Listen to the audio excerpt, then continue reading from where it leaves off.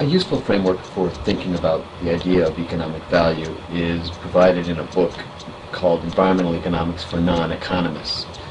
In this framework, they present a breakdown of the idea of value between two different branches, use value and non-use value.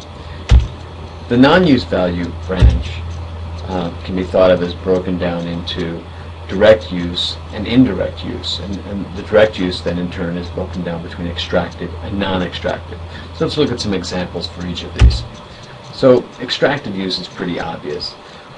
Think about a forest.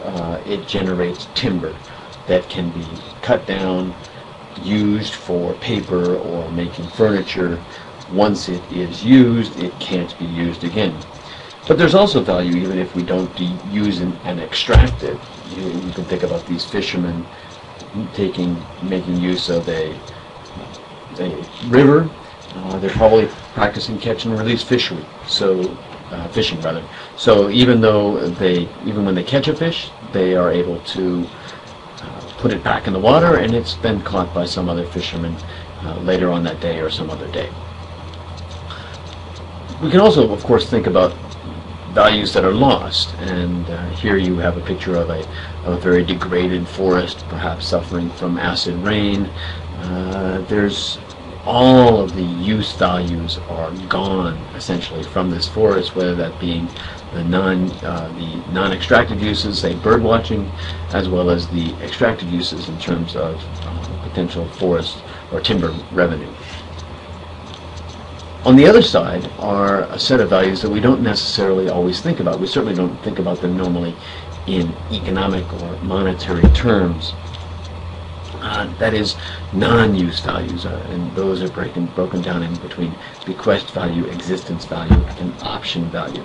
So let's look at option value and bequest value first. So here's a picture of the Grand Canyon.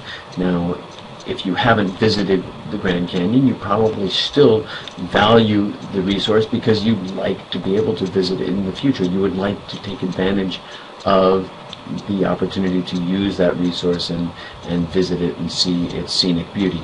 We did this a couple of years ago. It's certainly worth doing. So there's value there in simply keeping open that option to go to the Grand Canyon. Similarly, there's value because we probably want to preserve the Grand Canyon for future generations, and so that similarly we place value there, and indeed that value can be estimated monetarily. On the other hand, there are also natural assets that we probably have no intention of ever using, or our children would never use them. So here's a picture of a great panda in its natural habitat.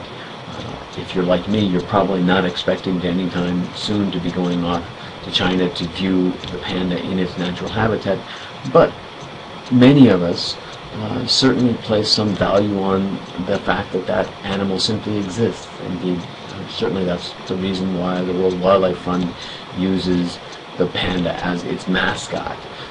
We call these values non-use, or pure non-use, or existence values, simply because we value the very existence of the animal in its natural habitat. Just as there are values that are associated directly with a resource, we also have indirect values that can arise from a system. So consider here some point up in the watershed where there's forest, and because of that forest, the water coming out of the mountain is cleaner and perhaps more abundant. That has then many direct benefits for people down in the watershed. Farmers and fishermen and cities all take advantage of that water. So we value the water directly. Indirectly, we value the upstream ecosystem that has made possible those values.